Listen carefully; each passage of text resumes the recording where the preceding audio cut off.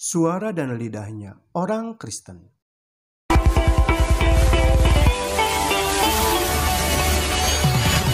Suara dan lidah setiap orang itu adalah merupakan karunia dari Tuhan.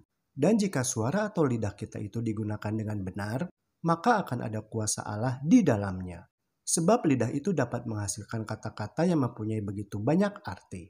Yaitu antara lain, yang pertama, bahwa lidah bisa dipakai untuk menyatakan cinta, penyerahan, pujian kepada Allah, kebencian, dendam, perasaan hati, dan lain-lain. Atau dengan kata lain bahwa lidah itu bisa menjadi berkat, namun di sisi lain bisa untuk dijadikan sebagai sebuah kejahatan. Sebagaimana yang tertulis dalam kitab Amsal 15 ayat 1-2, ayat 4 dan ayat 7. Yang kedua, bahwa lidah juga dapat menghasilkan kata-kata yang bercela. Kata-kata celaan itu akan bereaksi pada jiwa sendiri. Ingatlah pada firman Tuhan yang menuliskan seperti ini. Oleh kata-katamu engkau akan dibenarkan, dan oleh kata-katamu engkau dihukum. Tertulis dalam kitab Amsal 11 ayat 9 dan ayat 12-14. Makanya kita perlu melatih mengekang lidah kita, supaya kita juga jangan sampai mengucapkan kata-kata jahat kepada seseorang. Yang ketiga, pengikut Kristus dilarang untuk memanjakan diri dengan kata-kata murahan, yaitu menggunakan lidahnya untuk memberikan pernyataan-pernyataan yang membesar-besarkan diri, dan juga menggunakan kata-kata ceroboh yang bisa merugikan dirinya sendiri. Misalnya menggunakan lidah untuk tujuan mengucapkan perkara-perkara jahat atau perkara-perkara yang tidak sopan. Dan juga menggunakan lidah untuk mengucapkan ungkapan dengan bahasa yang kasar. Tertulis dalam kitab Yakobus 3 ayat 5-6 dan ayat 9-10.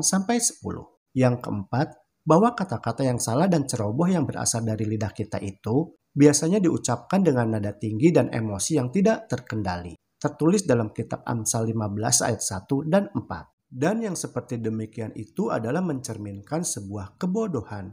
Tertulis dalam kitab Amsal 15 ayat 2. Dan juga dapat menunjukkan tabiat tidak jujur.